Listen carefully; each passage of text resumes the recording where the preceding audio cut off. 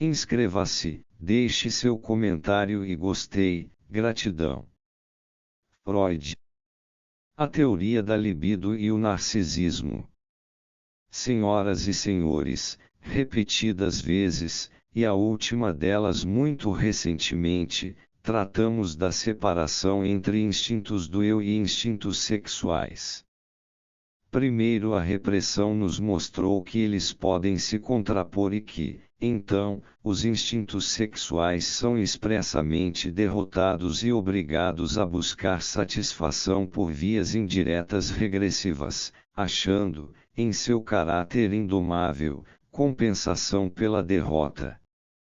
Depois vimos que desde o começo esses dois instintos têm relação diversa com a necessidade educadora, que não perfazem o mesmo desenvolvimento e não se relacionam igualmente com o princípio da realidade. Por fim, acreditamos ter constatado que os laços que ligam os instintos sexuais ao estado afetivo da angústia são bem mais estreitos do que os unem aos instintos do eu, um resultado que parece incompleto ainda num aspecto importante. É com a intenção de fortalecê-lo, então, que aduzimos o fato, bastante notável, de que a não satisfação da fome e da sede, os dois instintos mais elementares de autoconservação, jamais resulta em sua transformação em angústia, ao passo que a mudança da libido insatisfeita em angústia se acha, como dissemos, entre os fenômenos mais conhecidos e mais frequentemente observados. Mas nosso justo direito de especificar os instintos sexuais e os instintos do eu separadamente não pode ser questionado. Afinal, ele decorre da existência da vida sexual como uma atividade especial do indivíduo. Pode-se apenas perguntar que significado atribuímos a essa separação, até onde desejamos vê-la como incisiva. Mas a resposta a essa pergunta será guiada pelo resultado da seguinte averiguação: em que medida os instintos sexuais, em suas manifestações somáticas e psíquicas, se comportam diferentemente dos instintos que lhes contrapomos, e quão significativas são as consequências que resultam dessas diferenças. Naturalmente, falta-nos todo motivo para postular uma diferença essencial de resto, não propriamente compreensível entre esses dois grupos de instintos. Os dois se nos apresentam apenas como designações para fontes de energia do indivíduo, e a discussão sobre se, no fundo, são um só e, nesse caso, quando foi que se separaram ou se são fundamentalmente diferentes não pode se dar no plano conceitual, mas precisa apoiar-se nos fatos biológicos por trás deles. A esse respeito sabemos muito pouco por enquanto, e, ainda que soubéssemos mais, isso não viria ao caso em nossa tarefa analítica. Muito pouco proveito nos traria, é evidente, enfatizar a unidade primordial de todos os instintos, como faz Jung, e chamar de libido a energia que se manifesta em todos eles. Como não há artifício capaz de eliminar da vida psíquica a função sexual, vemo-nos então obrigados a falar em libido sexual e libido não sexual. O nome libido permanece, no entanto, e com todo o direito, como designação própria das forças instintuais da vida sexual, como a temos empregado até agora. Acho, portanto, que a questão acerca de até onde prosseguir na separação, sem dúvida justificada, entre os instintos sexuais e os de autoconservação não tem maior importância para a psicanálise, que tampouco tem a competência para respondê-la. A biologia, por sua vez, nos fornece indícios diversos de que essa questão tem grande significado. A sexualidade é, afinal, a única função do organismo vivo que ultrapassa o indivíduo e se ocupa de sua ligação com a espécie. É inegável que seu exercício nem sempre traz proveito ao indivíduo, como sucede com as demais funções deste, na verdade, em troca de um prazer extraordinário, ela o sujeita a perigos que lhe ameaçam a vida e, com frequência, trazem-lhe a morte. Além disso, é provável que processos metabólicos muito especiais, diferentes de todos os outros, sejam necessários para manter uma parte da vida individual como predisposição para sua descendência.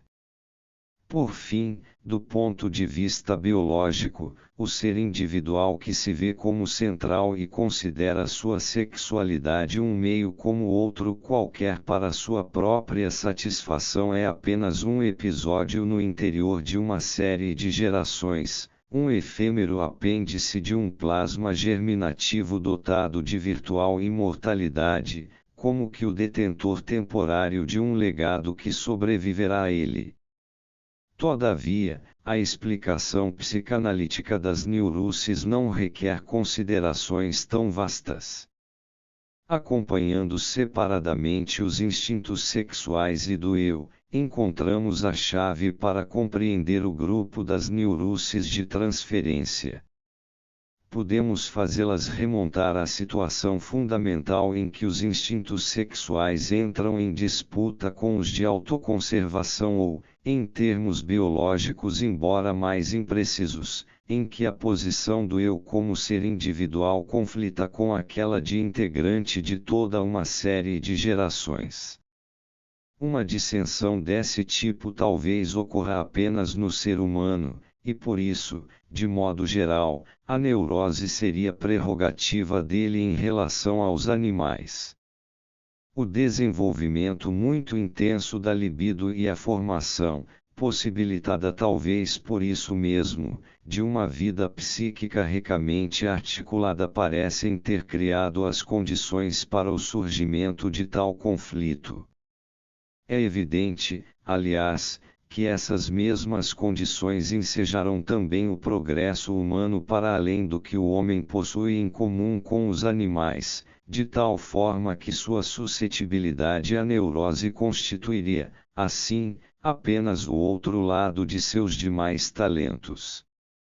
Mas isso são apenas especulações, que nos desviam de nossa tarefa imediata.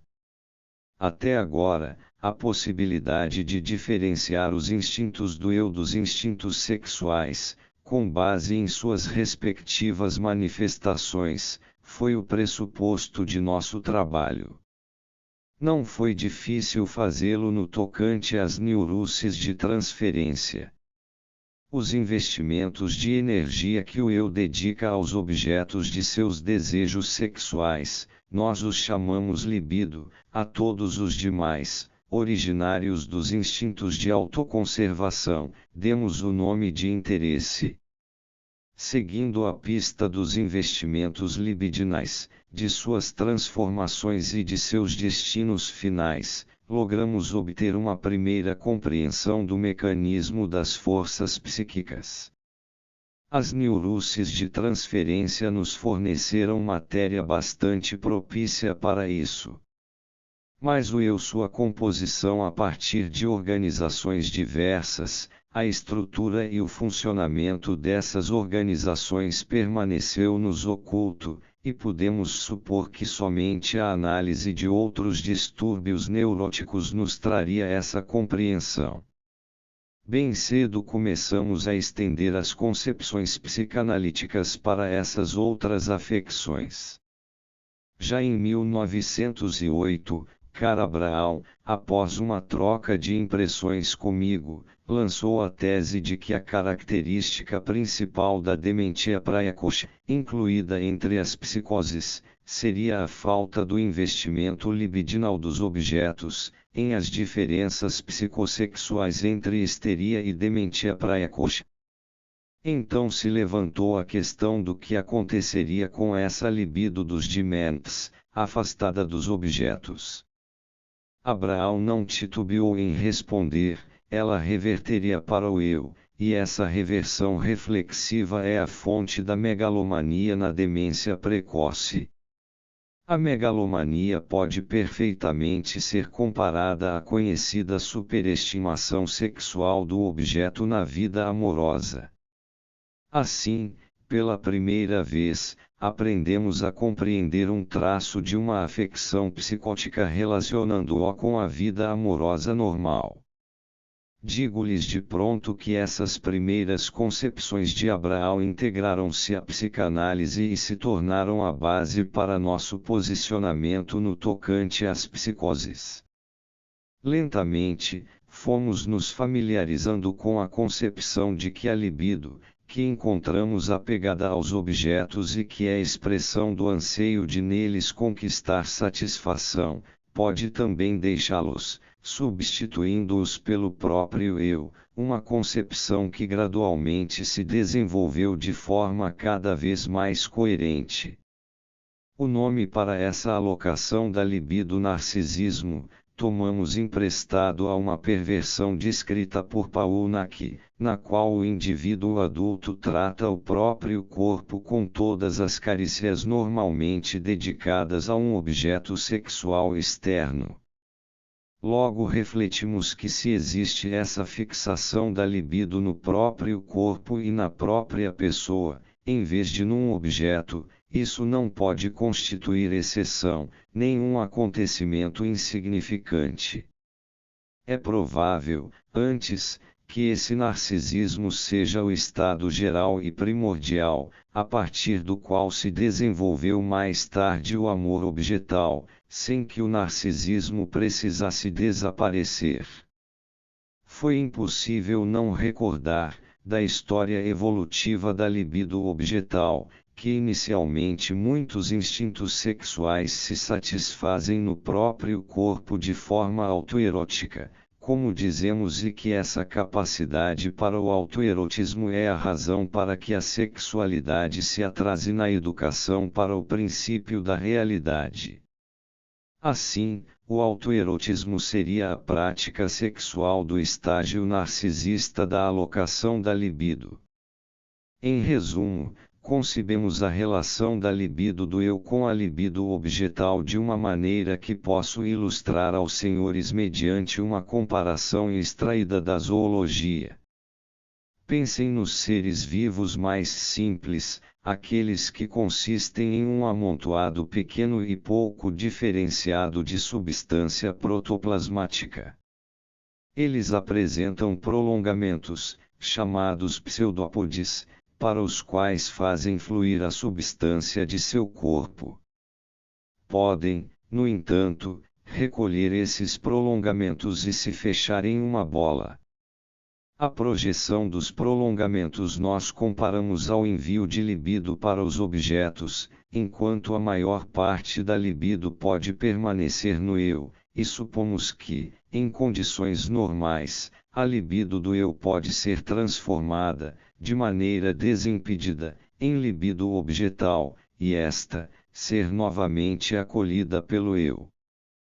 Com o auxílio dessas concepções, podemos agora explicar toda uma série de estados psíquicos, ou, dizendo-o de forma mais modesta, podemos descrevê-los na linguagem da teoria da libido, estados que devemos atribuir à vida normal, como a conduta psíquica no enamoramento, no adoecimento orgânico ou no sono. No caso do sono, formulamos a hipótese de que ele se baseia num afastamento do mundo exterior e numa acomodação ao desejo de dormir. Aquilo que se manifesta no sonho como atividade psíquica noturna acreditamos estar a serviço desse desejo de dormir e, além disso, dominado por motivos puramente egoístas. De acordo com a teoria da libido, afirmamos agora que o sono é um estado em que todos os investimentos objetais, tanto os libidinais como os egoístas, são abandonados e chamados de volta ao eu. Isso não lançaria nova luz sobre o repouso propiciado pelo sono e a natureza do cansaço em geral. a imagem do bem-aventurado isolamento da vida intrauterina, que o adormecido torna a nos lembrar toda noite, completa-se, assim, também em seu lado psíquico. No indivíduo que dorme, restabelece-se o estado primordial da distribuição da libido, o narcisismo pleno, em que libido e interesse do eu, ainda unidos e indiferenciáveis, habitam o eu que basta a si mesmo.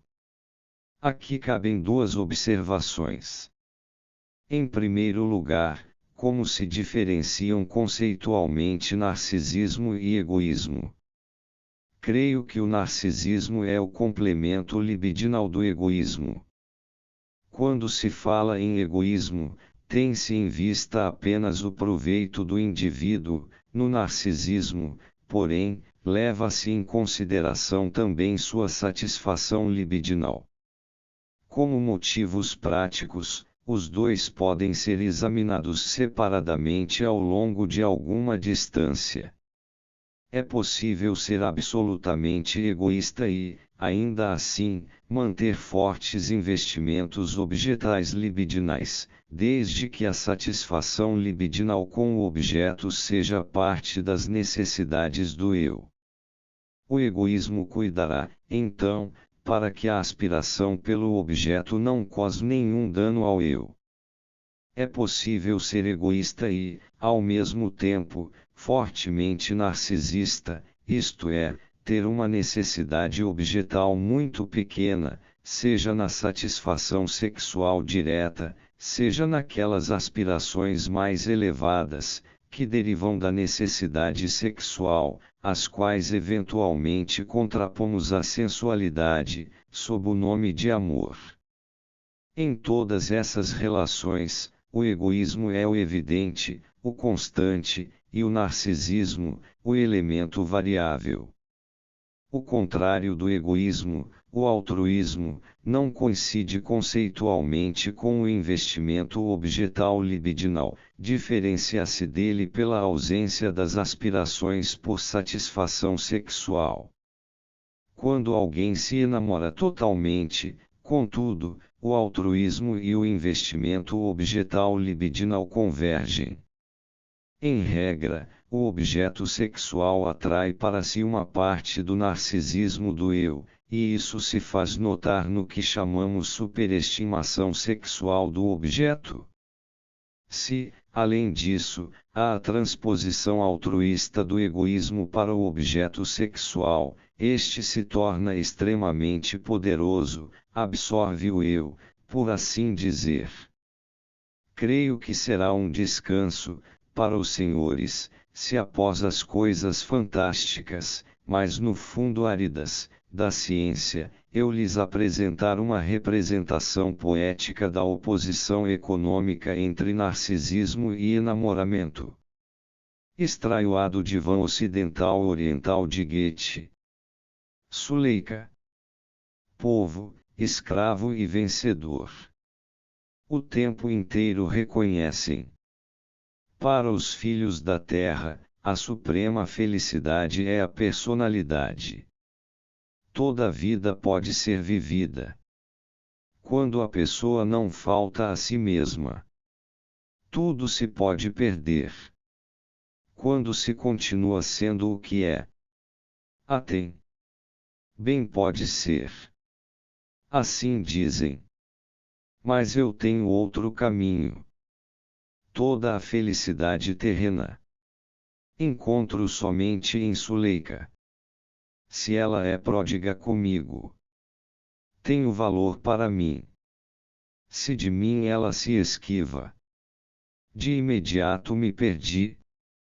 Desse modo, reta chegaria ao fim. Mas logo já me salvo. Habilmente me transformo no amado que ela escolhe. A segunda observação é um complemento à teoria do sonho. Não podemos explicar o surgimento do sonho sem incluir a hipótese de que o inconsciente reprimido adquiriu certa independência em relação ao eu, de tal forma que não obedece ao desejo de dormir e mantém seus investimentos, mesmo quando todos os investimentos objetais dependentes do eu são recolhidos em prol do sono. Apenas assim podemos entender como o inconsciente pode se valer da suspensão ou diminuição noturna da censura e como ele se apodera dos resíduos diurnos para, com essa matéria, formar um desejo onírico proibido. Por outro lado, é possível que os resíduos diurnos devam parte de sua resistência ao recolhimento da libido ditado pelo desejo de dormir a um vínculo já existente com esse inconsciente reprimido. Acrescentemos, pois, esse traço dinamicamente importante à nossa concepção da formação do sonho. O adoecimento orgânico, a estimulação dolorosa, a inflamação de órgãos criam um estado que claramente resulta num desprendimento da libido em relação a seus objetos. A libido recolhida retorna ao eu como investimento intensificado da porção enferma do corpo. Podemos mesmo ousar afirmar que, em tais condições, a retirada da libido de seus objetos é mais notável do que o afastamento do interesse egoísta em relação ao mundo exterior. Isso parece abrir um caminho para o entendimento da hipocondria, na qual, da mesma maneira, um órgão ocupa a atenção do eu, sem que esteja doente para a nossa percepção. Resisto, porém, à tentação de prosseguir nesse caminho ou de discutir outras situações que se tornam compreensíveis ou descritíveis mediante a hipótese de uma migração da libido objetal para o eu, pois tenho de lidar com duas objeções que, como bem sei, atraem agora seu interesse. Em primeiro lugar, questionarão por que busco diferenciar no sono, na doença e em situações semelhantes entre libido e interesse, instintos sexuais e instintos do eu, quando as observações podem ser satisfeitas com a suposição de uma energia única e uniforme, que, movendo-se livremente, ora investe o objeto, ora o eu, pondo-se a serviço de um ou de outro desses instintos. Em segundo lugar, como posso tratar o desprendimento da libido de seu objeto como fonte de um estado patológico, se essa transformação da libido objetal em libido do eu ou, de modo mais geral, em energia do eu é parte dos processos normais, repetidos diariamente e a cada noite na dinâmica psíquica? A isso devo responder que sua primeira objeção parece boa. A discussão dos estados do sonho, da enfermidade e do enamoramento provavelmente não teria nos levado, em si, à distinção entre libido do eu e libido objetal, ou entre libido e interesse. Mas nisso os senhores negligenciam as investigações de que partimos e sob cuja luz consideramos agora as situações psíquicas em pauta. A diferenciação entre libido e interesse, isto é, entre instintos sexuais e de autoconservação, foi-nos imposta pela percepção do conflito do qual resultam as neuroses de transferência. Desde então, já não podemos abandoná-la. A suposição de que a libido objetal pode se transformar em libido do eu, ou seja, de que temos de contar com uma libido do eu, pareceu-nos a única capaz de solucionar o enigma das chamadas neuroses narcísicas como a demência precoce, por exemplo, de explicar as semelhanças e diferenças entre essas e a histeria e a obsessão. Agora aplicamos à doença, ao sono e ao enamoramento aquilo que, em outra parte, vimos irrefutavelmente comprovado. Devemos continuar aplicando-o, e ver até onde isso nos leva. A única afirmação que não é resultado direto de nossa experiência analítica é a de que libido permanece libido, seja voltada para objetos ou para o próprio eu, e jamais se transforma em interesse egoísta e vice-versa. Essa afirmação, no entanto, é equivalente à separação entre instintos sexuais e instintos do eu, já submetida aqui à consideração crítica, uma diferenciação a que, por motivos heurísticos, pretendemos nos apegar até que eventualmente fracasse. Também a segunda objeção dos senhores levanta uma questão justificada, mas aponta para uma direção errada. Sem dúvida, o recolhimento da libido objetal para o eu não é diretamente patogênico, nós podemos ver, afinal, que isso se repete a cada vez que vamos dormir e que se desfaz ao acordarmos. O animalzinho protoplasmático recolhe seus prolongamentos para, na oportunidade seguinte, tornar a projetá-los. Coisa bem diferente acontece, todavia, quando determinado processo, deveras enérgico, obriga à retirada da libido dos objetos. A libido que se tornou narcisista não é capaz de encontrar seu caminho de volta aos objetos, e esse impedimento da mobilidade da libido torna-se, de fato, patogênico. Parece que, além de certa medida, a acumulação de libido narcísica não é tolerada. Podemos também imaginar que o investimento objetal se produz justamente pelo fato de o eu ter de enviar para fora sua libido, a fim de não adoecer com seu represamento.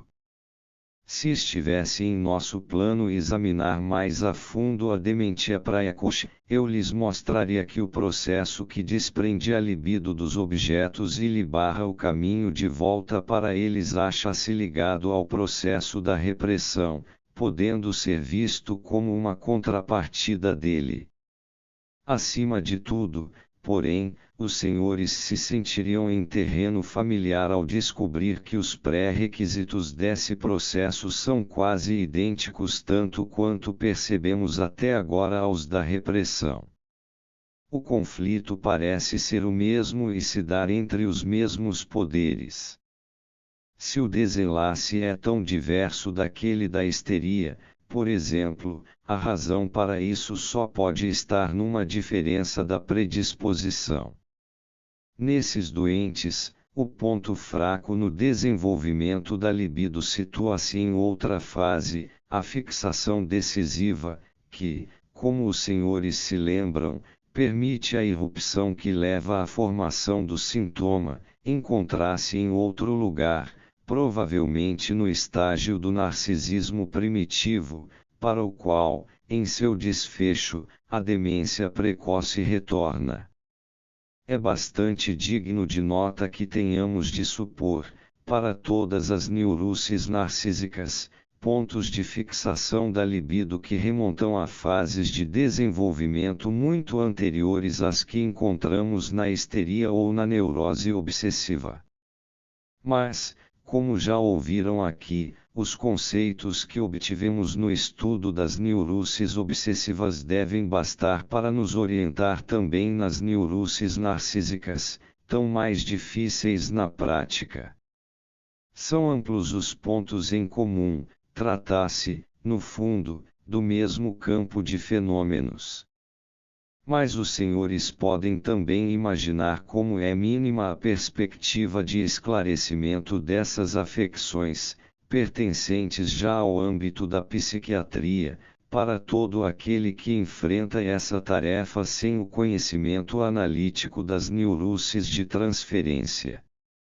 O quadro clínico da dementia praecoce, que é bastante variável, não é determinado exclusivamente por aqueles sintomas que decorrem do apartamento da libido de seus objetos e de sua acumulação no eu como libido narcísica. Antes, nele ocupam espaço considerável outros fenômenos, que remontam ao empenho da libido em retornar àqueles objetos, fenômenos que correspondem, assim, a uma tentativa de restituição ou cura. Tais sintomas são, inclusive, os que mais chamam a atenção, os mais ruidosos. Eles mostram indubitável semelhança com os da histeria ou, mais raramente, os da neurose obsessiva, embora difiram destes todo o aspecto. Parece que, na dementia praecoce, a libido, em seu esforço de retornar aos objetos, isto é, às representações dos objetos, logra de fato apanhar algo deles, mas apenas suas sombras. Por assim dizer, refiro-me às representações verbais a eles pertinentes. Não posso aqui dizer mais a esse respeito, mas acho que esse comportamento da libido que se empenha em retornar nos permitiu compreender em que consiste realmente a diferença entre uma ideia consciente e uma inconsciente. Agora conduzi os senhores ao campo onde devemos esperar os próximos avanços no trabalho analítico. Desde que nos aventuramos a lidar com o conceito de libido do eu, as neuroses narcísicas se tornaram acessíveis para nós. Resultou daí a tarefa de obter uma compreensão dinâmica dessas afecções e, ao mesmo tempo, de completar nosso conhecimento da vida psíquica pelo entendimento do eu. A psicologia do eu que buscamos não deve se fundar nos dados de nossas autopercepções, e sim, como no caso da libido, na análise das perturbações e disrupções do eu. É provável que, uma vez realizado esse trabalho de maior envergadura, passemos a atribuir pouco valor ao nosso conhecimento presente acerca dos destinos da libido, conhecimento que extraímos do estudo das neuroses de transferência.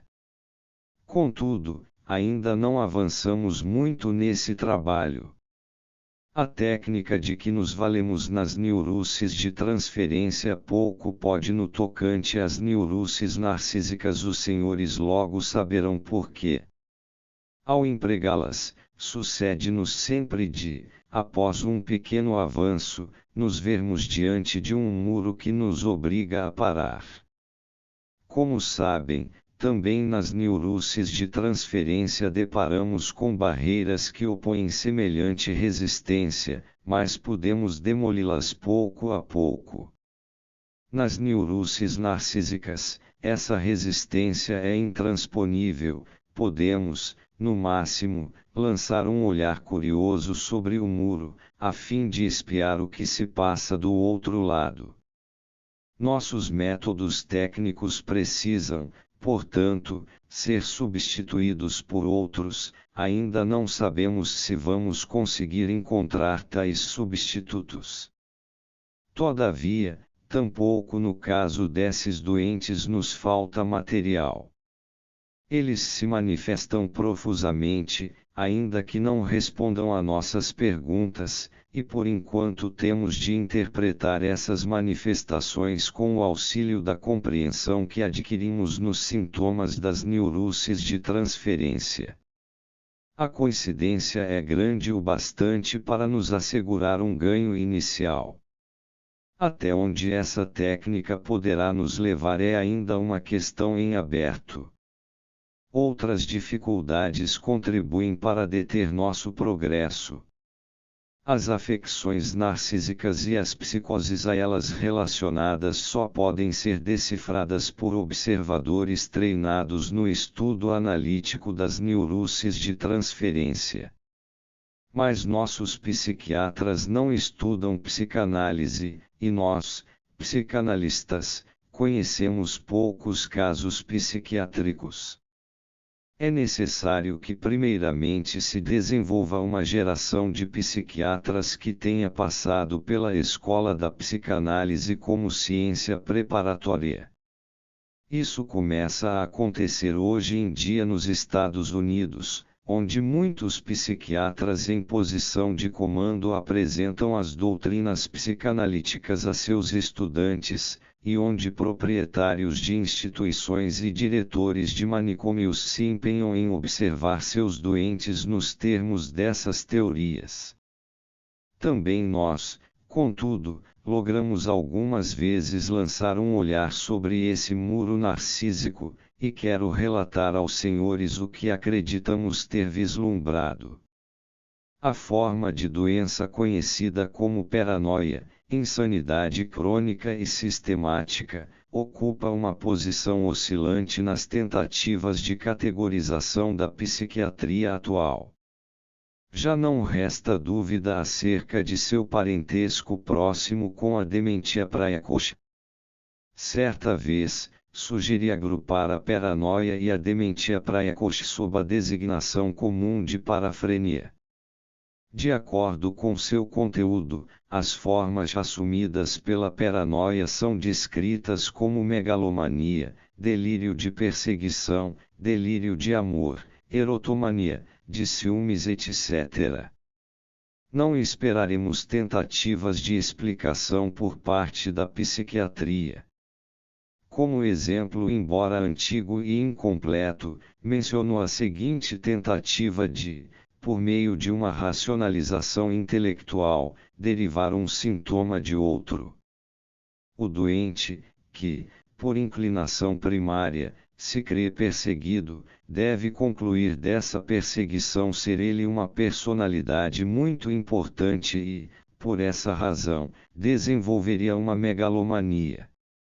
Em nossa concepção analítica, a megalomania é consequência direta da magnificação do eu pelo recolhimento dos investimentos libidinais objetais, um narcisismo secundário que é um retorno daquele original, da primeira infância.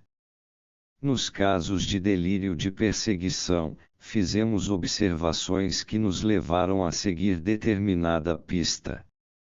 Em primeiro lugar, chamou-nos a atenção que, na maioria dos casos, o perseguidor fosse do mesmo sexo do perseguido.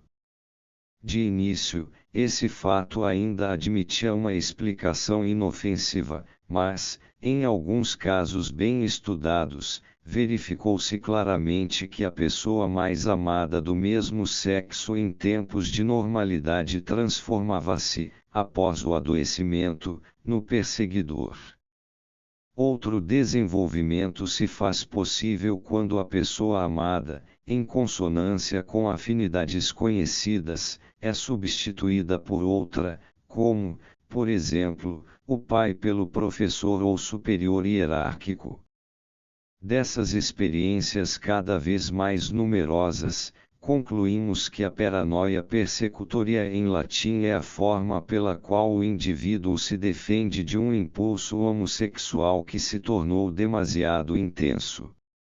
A metamorfose da afeição em ódio que, como se sabe, pode se transformar em séria ameaça de vida para o objeto amado e odiado corresponde, então, à transformação de impulsos libidinais em angústia, que é resultado regular do processo de repressão.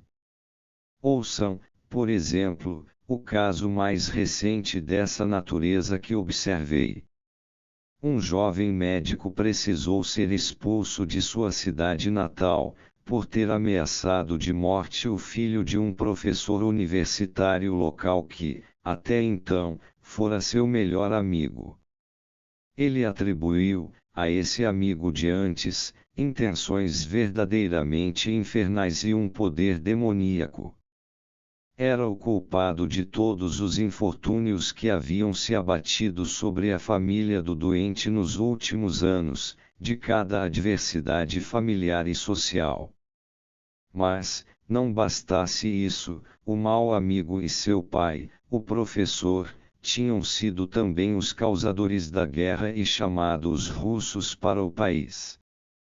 Era, pois, 1000 vezes merecedor da morte, e nosso doente estava convencido de que, com a morte do malfeitor, toda a desgraça teria fim. Contudo, sua velha afeição por ele era tão intensa que lhe paralisou a mão, quando certa feita surgiu a oportunidade de liquidar o inimigo com um tiro a queima-roupa.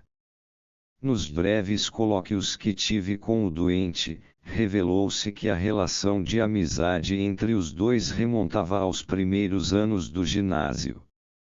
Pelo menos uma vez essa relação havia ultrapassado as fronteiras da amizade, uma noite que haviam passado juntos havia se tornado ocasião para uma relação sexual completa. Nosso paciente jamais tivera com mulheres um relacionamento sentimental que correspondesse à sua idade e à sua atraente personalidade. Uma vez, fora noivo de uma moça bela e distinta, mas esta rompeu o noivado, porque não encontrara afeição no noivo. Anos mais tarde, sua enfermidade irrompeu exatamente no instante em que, pela primeira vez, ele conseguiu satisfazer plenamente uma mulher. Quando, então, agradecida e devotada, essa mulher o abraçou, ele sentiu de súbito uma dor misteriosa, como um talho afiado a circundar-lhe o crânio. Mais tarde, interpretou essa sensação como se houvessem realizado nele a incisão por intermédio da qual o cérebro é exposto em uma autópsia, e, como seu amigo se especializara em anatomia patológica, descobriu pouco a pouco que somente este último poderia ter-lhe enviado a mulher, para tentá-lo. A partir daí, seus olhos se abriram também para as outras perseguições de que seria vítima por iniciativa do ex-amigo.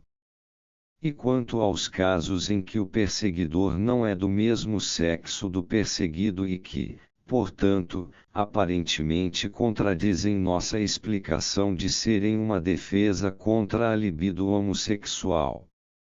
Algum tempo atrás, tive oportunidade de examinar um caso assim e logrei extrair uma confirmação da aparente contradição.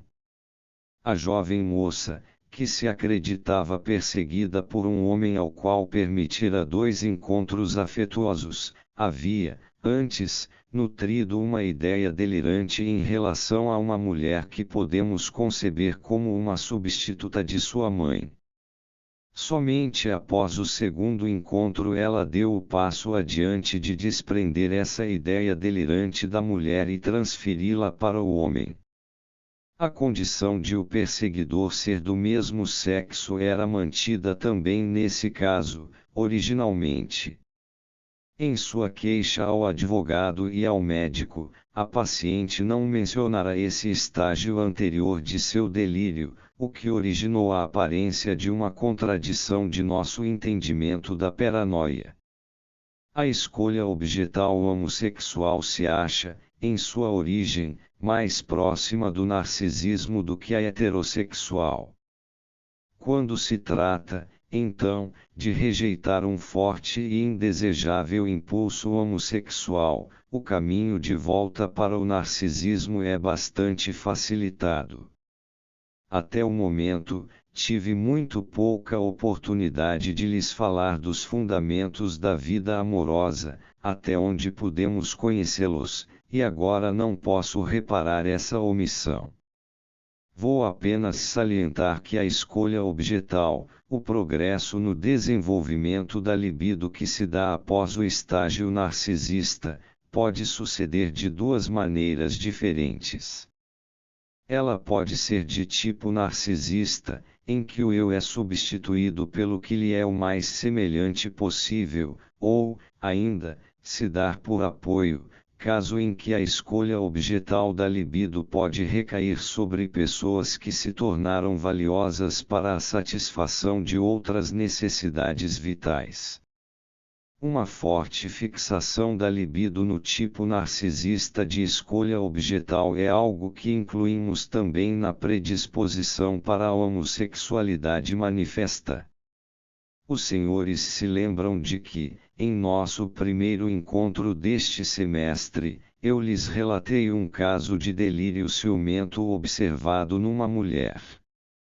Agora, quando nos aproximamos do final, os senhores por certo gostariam de ouvir como explicamos psicanaliticamente uma ideia delirante. Contudo, tenho menos a dizer a esse respeito do que seria de esperar. O fato de a ideia delirante ser inatacável, por argumentos lógicos ou pelas experiências reais, explica-se, tal como a obsessão, através da relação com o inconsciente, que é representado e refreado pela ideia delirante ou ideia obsessiva. A diferença entre as duas se baseia na topologia e na dinâmica diversas das duas afecções. Como na paranoia, também na melancolia, da qual, de resto, descrevem-se formas clínicas muito diferentes, encontramos um ponto que nos possibilita vislumbrar a estrutura interna da afecção.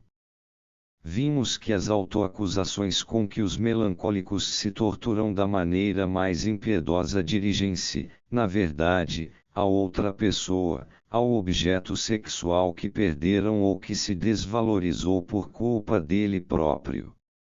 Disso podemos concluir que, de fato, o melancólico retirou sua libido do objeto, mas este, mediante um processo que cabe chamar de identificação narcisista, foi estabelecido em seu próprio eu, foi como que projetado para o eu.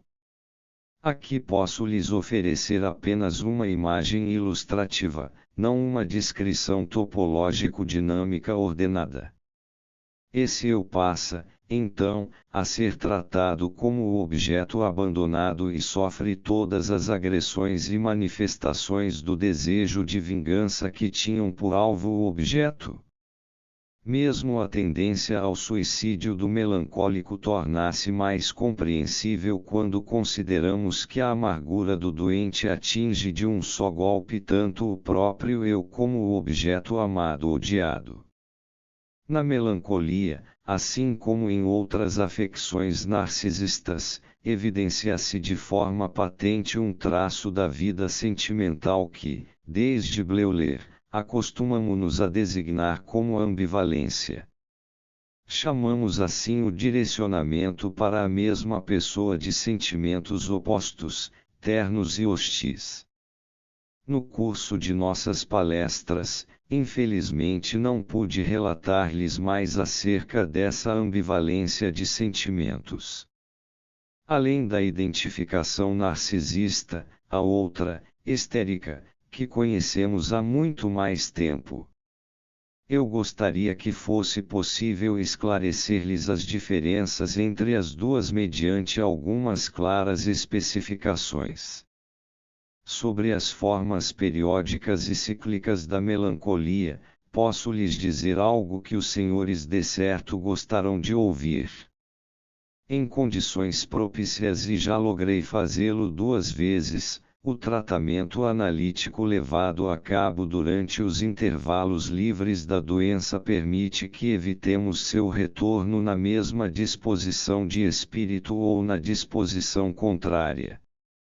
Descobrimos, assim, que também na melancolia e na mania tem-se um modo especial de resolver um conflito cujas premissas coincidem inteiramente com as das demais neuroses. Os senhores podem imaginar o quanto a psicanálise ainda tem a aprender nesse campo. Também lhes disse que, por meio da análise das afecções narcísicas, esperamos adquirir certo conhecimento acerca da composição de nosso eu e de sua construção em instâncias. Em um ponto já começamos a fazer isso. A partir da análise do delírio de observação, chegamos à conclusão de que realmente existe no eu uma instância que observa, critica e compara sem cessar, e que, desse modo, se contrapõe à outra parte do eu. Acreditamos, assim, que o doente nos revela uma verdade ainda não suficientemente apreciada, quando se queixa de que cada um de seus passos é vigiado e observado, de que seus pensamentos são expostos e criticados. O único erro que comete aí é o de situar esse poder incômodo como algo exterior, alheio. Ele sente, no seu eu, a vigência de uma instância que mede seu eu atual e cada uma de suas atividades conforme um eu ideal, que criou ao longo de seu desenvolvimento.